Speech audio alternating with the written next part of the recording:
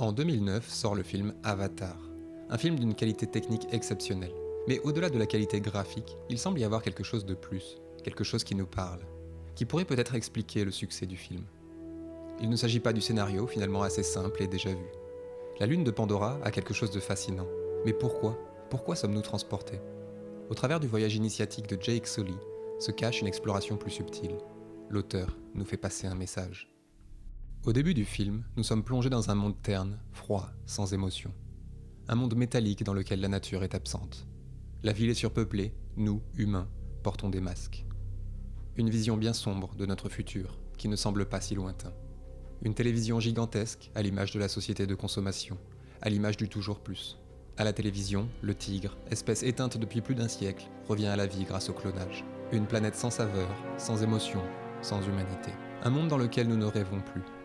Dans ce monde, il y a suffisamment d'argent pour envoyer un vaisseau à 4 années-lumière de la Terre, mais pas assez pour réparer un corps brisé. Alors, plutôt que d'essayer de sauver notre monde de ces dérives, nous nous élançons sur Pandora, à 40 000 milliards de kilomètres pour aller extraire le noptanium, si précieux. Il ne s'agit que de l'appât du gain, la seule raison pour aller si loin. Le profit est le seul mot d'ordre, et la présence de Jake Sully dans cette histoire n'est que le fruit d'un hasard économique.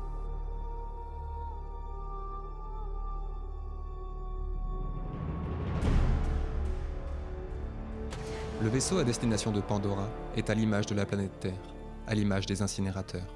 Faisant contraste, Pandora, lune verdoyante, apparaît depuis l'espace comme bien similaire à notre planète. Du moins, ce qu'elle était, telle une lueur d'espoir d'un passé que nous avons oublié. Mais très vite, nous sommes plongés dans une mine, à l'image de la planète Terre. Les machines et les camions sont partout. Pandora est décrite comme un enfer, dans lequel le seul moyen de survie est l'obéissance absolue.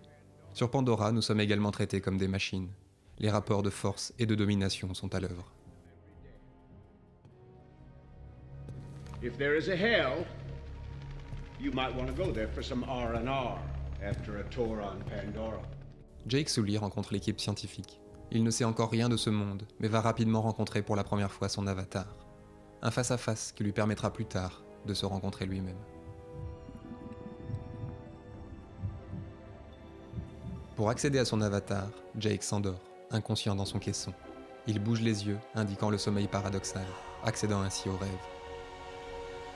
Il retrouve ainsi son corps onirique, lui offrant à nouveau la liberté du mouvement. Au départ, tout est flou, et puis, il reprend conscience. Il devient lucide.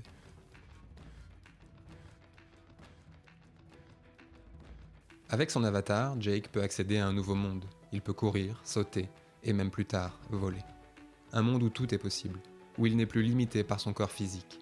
Un monde qui lui permettra de découvrir une vérité plus grande. Il vit véritablement un rêve. Son expérience sensorielle est intense, presque réelle, mais pas tout à fait. Le réalisateur a introduit une idée. Étant endormi, il ne s'agit pas de piloter l'avatar consciemment, mais peut-être plutôt d'un transfert de la conscience dans un nouveau corps, comme si la conscience pouvait se déplacer, telle une sortie de corps technologique. Cette idée que la conscience n'est peut-être pas complètement liée au corps physique, mais nous ne savons pas vraiment comment fonctionne cette machine.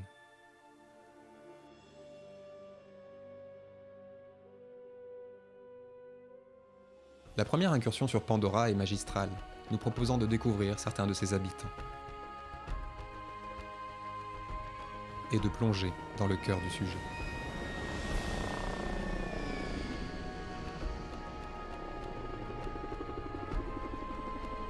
Arrivé au sol, le docteur Augustine présente le réseau d'énergie circulant entre les arbres. Peut-être en référence au mycélium, ce réseau racinaire de champignons permettant l'échange d'informations entre les arbres et les plantes sur Terre. Mais immédiatement, Jake est confronté à l'un des animaux les plus redoutables de Pandora, le Thanator. Celui qui apporte la peur en langue Na'vi. D'une puissance qui lui est bien supérieure, Jake doit l'affronter, ou plutôt simplement lui échapper. Tel un gardien archétypal, une épreuve nécessaire pour véritablement accéder à la forêt. Le Thanator est un symbole, tel une panthère noire, ou peut-être un jaguar, grande figure du chamanisme amazonien, justement lié à la mort et la renaissance. Mais n'allons pas trop vite.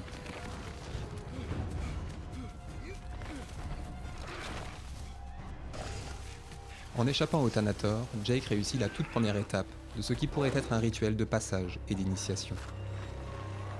Après une purification dans l'eau, il est maintenant en fuite et se perd dans la forêt. Mais en réalité, c'est de cette manière qu'il va véritablement pouvoir se retrouver. Jake, stressé et plein d'ego, est focalisé sur sa survie, son mental, lui bloquant l'accès à quelque chose de plus grand. Neytiri, qui repère Jake, est prête à le tuer. Mais l'apparition des esprits de la nature est perçue comme un message, un signe improbable et porteur de sens qu'elle ne peut ignorer. Une synchronicité.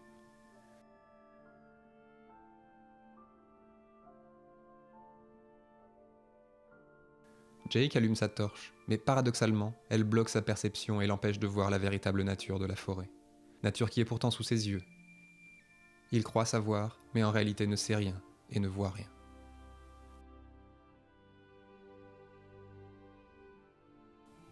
Suivant son instinct, Neytiri sauve Jake d'une mort certaine.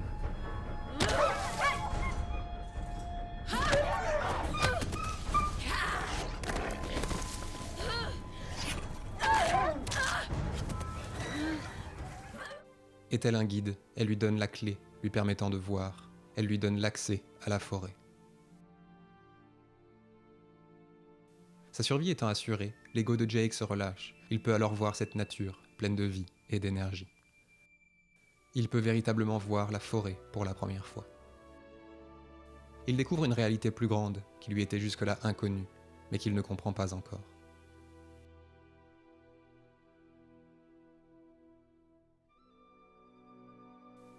Sur Pandora, tout est relié à Eywa. Eywa représente un tout unifiant les êtres vivants. La forêt est donc aussi en quelque sorte la représentation de la conscience de Pandora. Dans ce cadre, cette expérience sensorielle que vit Jake, cette perception nouvelle et amplifiée de la bioluminescence de la forêt, et l'accès à un monde qui lui était jusque-là invisible, est aussi la représentation d'un état modifié de conscience, donnant l'accès à Eywa, à l'inconscient. C'est une étape de découverte, un premier pas vers un éveil. Mais pour le moment, son ignorance est encore trop grande. Il ne réalise pas ce qu'il est en train de percevoir. Il a besoin d'un guide pour aller plus loin dans la forêt, pour aller plus loin en lui-même. Neytiri ne sait pas quoi faire de Jake, ne comprenant pas vraiment ce qu'elle est en train de faire. Elle le renvoie chez lui. Mais juste à ce moment-là, l'arrivée des graines d'Eywa est vécue comme une seconde synchronicité, rendant impossible le fruit du hasard.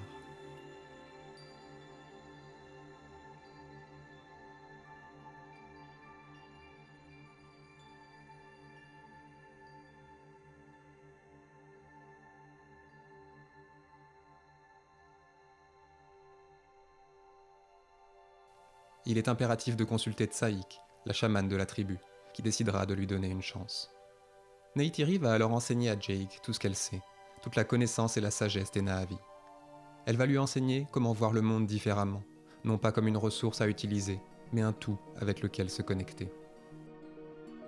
Elle lui enseigne que la planète n'est pas seulement un lieu de vie, mais un écosystème qu'il faut respecter et dans lequel il est possible de vivre en harmonie. She's always going on about the flow of energy, the spirits of animals. Vivre en harmonie avec la nature, c'est vivre en harmonie avec soi-même, avec sa propre nature humaine. I'm trying to understand this deep connection that people have to the forest. She talks about a network of energy that flows through all living things. She says all energy is only borrowed, and one day you have to give it back. Pandora est un environnement plein de mystères, mais en même temps pas totalement étranger. Les lémuriens, les biches, les chevaux,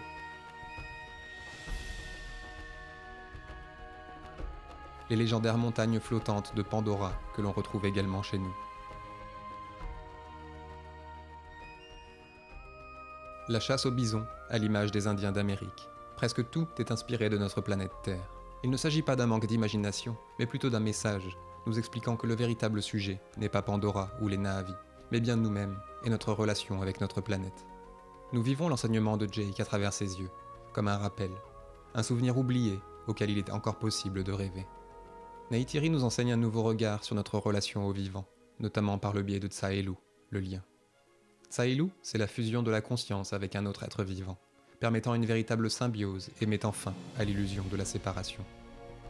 Au-delà de la communication entre deux êtres vivants, c'est un lien universel, une communication reliant tout, y compris la planète elle-même. C'est l'accès à toute chose, permettant le développement d'un ego plus dissous dans une conscience plus grande. Pour les Na'vi, vivre sans Tsah'Eelu semble inconcevable. Jake Sully traverse une évolution intérieure profonde. Il passe d'un soldat obéissant à une personne consciente. Et progressivement, il se rend compte qu'il devient plus attaché à sa vie chez les Na'vi qu'à son existence humaine. Mais il y a un problème. Ce n'est pas son véritable corps. Ce n'est pas véritablement lui. Il ne s'agit toujours que d'un rêve. Mais si immersif, si profond, qu'un renversement a lieu. Everything is backwards now. Like out there is the true world. And in here is the dream. Il se questionne sur ce qu'est véritablement le réel pour lui à présent. Est-ce sa capsule, terne, froide, technologique, lui rappelant sa vie sur Terre, ou alors Pandora, lui offrant tout? Jake réalise que son identité ne se réduit pas à son corps physique, un message profond que veut nous transmettre le film. It's hard to believe it's only been 3 months. Pour devenir pleinement Na'vi, Jake doit passer par une cérémonie. La peinture blanche fait référence aux branches de l'arbre des morts, mais surtout, il est question d'une renaissance. The Na'vi say that every person is born twice. The second time is when you earn your place among the people. Forever. Une renaissance marquant l'intégration à la tribu et l'accès à l'âge adulte. Il s'agit d'une référence à un rituel chamanique bien particulier, connu sous le nom de Petite Mort. Dans le chamanisme amazonien, ce rituel est réalisé à l'aide d'un psychédélique extrêmement puissant, l'ayahuasca. Et c'est bien de cela dont il s'agit. Initialement, James Cameron avait imaginé mettre en scène une version Na'vi de cette expérience. La scène a finalement été retirée du film, y compris de la version longue. La séquence n'étant peut-être pas adaptée pour le grand public. Elle est pourtant centrale dans la compréhension de l'intégration de Jake à la tribu, et dans la relation que les Na'vi tissent avec Eywa. Pour intégrer la tribu, Jake doit donc passer par le rituel de la chasse du rêve, au cœur de l'arbre sacré. Une partie du clan est présente pour l'aider et le guider. Les branches de l'arbre forment au sol une spirale, symbole de l'infini, à l'image de ce qui va suivre. Le rituel est mené par le tambour et la flûte. Il s'agit de quelque chose que nous connaissons et qui résonne en nous. Un rituel chamanique réalisé depuis des milliers d'années et existant encore aujourd'hui. La Tsaïk, chamane de la tribu, mène le rituel et utilise la fumée du tabac pour protéger Jake des esprits malfaisants. La chasse du rêve est en fait un voyage chamanique. C'est la quête d'une vision porteuse de sens. Pour déclencher l'expérience psychédélique, Jake consomme un verre, symbole de la mort par la décomposition des corps, mais aussi de la vie en apportant un terreau fertile. Et c'est précisément de cela dont il s'agit.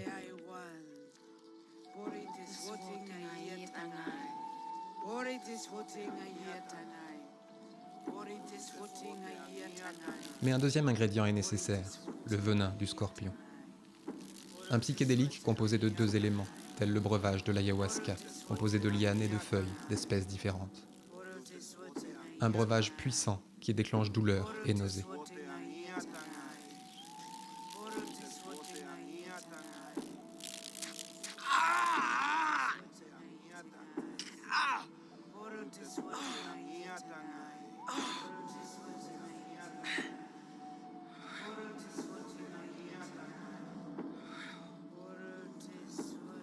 Après quelques instants, Jake commence à percevoir le réseau d'énergie de Pandora, identique à ce qu'a découvert le docteur Augustine en prélevant des échantillons.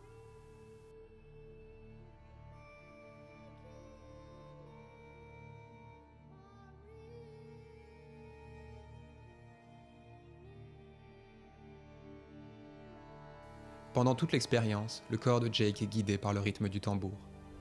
Une expérience spirituelle difficile pour le corps physique.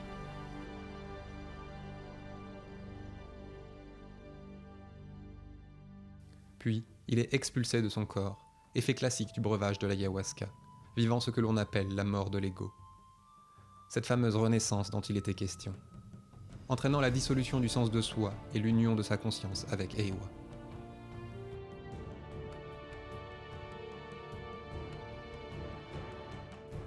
Mais ce n'est pas tout. Jake reçoit une vision, un animal vient à lui, tel un esprit allié, son animal chamanique. Turuk Makto.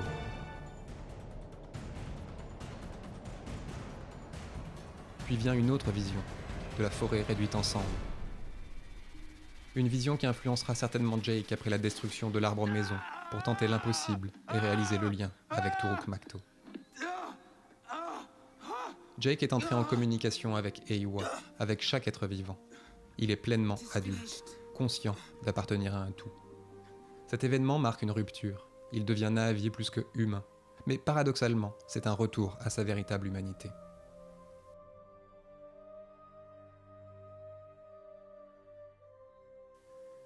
Peu après ce rituel, Jake et Neytiri s'unissent avec l'Arbre des Morts, le lieu le plus sacré des Na'vi. Pour les Na'vi, chaque être vivant possède un esprit. L'Arbre des Morts garde en mémoire tous les esprits des défunts. Sur Pandora, la conscience perdure après la mort, au sein de Eywa. Eywa n'est pas vraiment une divinité, mais représente plutôt la somme de tout ce qui est. La conscience universelle est fondamentale. Il ne s'agit pas d'une religion dogmatique, mais plutôt d'une forme de spiritualité authentique, telle que la pratiquaient les chamans et les peuples anciens. Il est possible pour les Na'vi de se connecter à toutes ces consciences, à cet inconscient collectif, grâce à l'Arbre des Morts, faisant le lien entre le monde physique et le monde des esprits. Pour nous autres humains, il est peut-être également possible de se connecter à cet inconscient collectif, en utilisant les états modifiés de conscience. Mais ne nous égarons pas trop. Plus tard, les humains, aveuglés par l'ignorance et l'appât du gain, détruisent l'Arbre des Morts pour extraire le Noptanium, présent juste en dessous. L'Arbre des Morts en surface permet la communication avec le monde des esprits, et le Noptanium en profondeur est utilisé pour construire des ordinateurs et des télécommunications ultra rapides. D'un côté le monde spirituel et de l'autre le monde matériel. Deux facettes adressant différemment le principe de l'échange d'informations. Blessée par balle, Grey s'est apportée à la tribu pour tenter de transférer sa conscience. Elle qui disait qu'elle pourrait mourir pour avoir un échantillon. Il s'agit ici de la reprise de l'idée que la conscience serait transférable. Idée introduite avec le contrôle de l'avatar. Mais cette fois-ci, il ne s'agit pas d'un contrôle technologique du corps, mais d'un véritable transfert de la conscience. Est-ce possible ? Nous n'avons pas encore la réponse, son corps est trop faible et l'opération est un échec. La destruction de l'arbre maison par les humains est l'un des moments les plus tragiques du film. Il ne s'agit pas seulement d'un arbre ancien et d'un lieu de vie. L'arbre est aussi le symbole de Pandora et le symbole de la conscience. Les racines représentant l'ombre et les branches, la lumière. Ce n'est pas pour rien que le Noptanium se trouve juste en dessous. À travers les humains et les Na'vi, le réalisateur met en scène deux visions du monde diamétralement opposées. La caricature est certaine, mais volontaire, voulant probablement nous montrer jusqu'où peut aller la dérive d'une conscience déséquilibrée. Nous montrant deux aspects de nous-mêmes poussés au paroxysme, deux facettes de notre propre conscience. Nous, humains, d'un côté, ayant dérivé vers un matérialisme scientiste extrême. Particulièrement évolué technologiquement, nous vivons dans une logique de croissance et d'expansion, toujours plus de profit et aveuglés par l'argent. Primitifs dans notre relation à l'autre, le respect, et même dans notre relation envers nous-mêmes. Notre ego est surdimensionné, nous croyons savoir, mais en réalité, ne savons que peu de choses. Cette facette de nous-mêmes, c'est notre mental, la part purement rationnelle et matérielle de notre conscience, dans une version déséquilibrée. De l'autre côté, nous aussi, Na'vi, primitifs technologiquement, mais nettement supérieurs en termes de respect, connexion à la nature et connexion à nous-mêmes, dans une recherche constante d'équilibre et d'harmonie. Les Na'vi ne construisent rien et n'utilisent aucune machine, même élémentaire. Ce n'est pas parce qu'ils n'en seraient pas capables, mais plutôt par choix, pour respecter les lois de Eywa. You shall not set stone upon stone, neither shall you use the turning wheel, nor use the metals of the ground. Il est donc interdit de réaliser des constructions en pierre, d'utiliser la roue ou d'extraire des minerais. Des lois qui pourraient paraître extrêmes, mais qui sont là pour symboliser l'opposé de ce que sont devenus les humains. Nous, Na'vi, avons une compréhension bien plus vaste de nous-mêmes. Dans un certain sens, les Na'vi sont en fait plus humains que les humains, qui ont oublié leur véritable nature. Ils représentent une autre facette de notre propre conscience, une vision dans laquelle tout est connecté, tout a un esprit, le panpsychisme. Au fond, ces deux facettes sont présentes en chacun de nous, dans nos contradictions, appréciant parfois le confort, la richesse et plus encore, tout en souhaitant une vie plus saine, plus authentique. Nous parler de nous-mêmes sans véritablement que nous nous en rendions compte, dissimulé dans une science-fiction épique, c'est toute la finesse du film. James Cameron nous tend un miroir et vient nous parler du rapport que nous entretenons avec nous-mêmes. Il s'adresse non pas au mental du spectateur, mais directement à son ressenti, ses émotions et son intuition. Là est la véritable cible du message. Il s'agit d'un éveil, pour les personnages, mais également pour les spectateurs.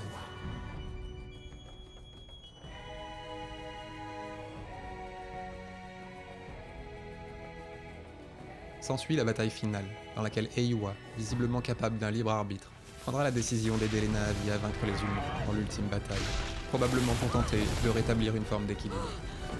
La nature reprend ses droits.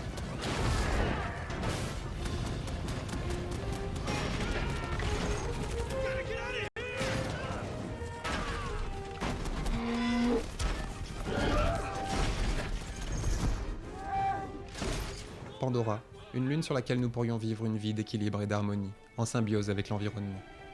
Faisant partie d'un tout homogène, baigné dans une conscience collective, nous permettant d'accéder aux vérités les plus profondes de ce que pourrait être l'expérience humaine. Mais est-ce vraiment ce que nous souhaitons? Suite à la victoire des Na'vi, il est temps. Il est temps pour Jake de retrouver son humanité perdue. Toute la tribu se connecte à Eywa au son du tambour, en synchronisation corporelle et cardiaque. Les mouvements répétitifs permettent d'entrer dans une transe, faisant circuler l'énergie, faisant circuler la conscience. Jake faisait déjà partie de la tribu, mais cette fois-ci il n'est plus une copie, un clone. Il était dans un rêve, et désormais, il vit le rêve. Son identité n'est plus limitée à son corps physique. Une nouvelle fois, c'est la mort et la renaissance du héros, dans un nouveau corps, marquant également l'aboutissement d'un éveil spirituel. Derrière cet éveil, nous retrouvons une nouvelle fois cette idée de transfert de la conscience. Cette fois-ci, c'est acté. Sur Pandora, la conscience est bien transférable.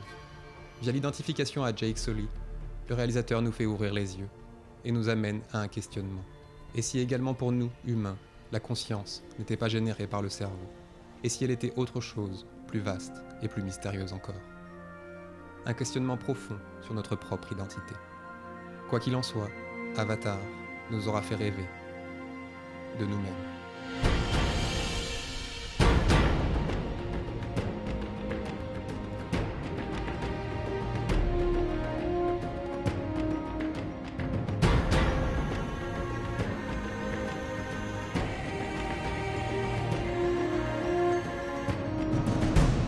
Walking through a dream, I see you.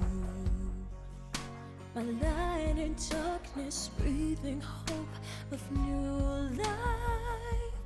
Now I live through you and you through me, enchanting. I pray in my heart that this dream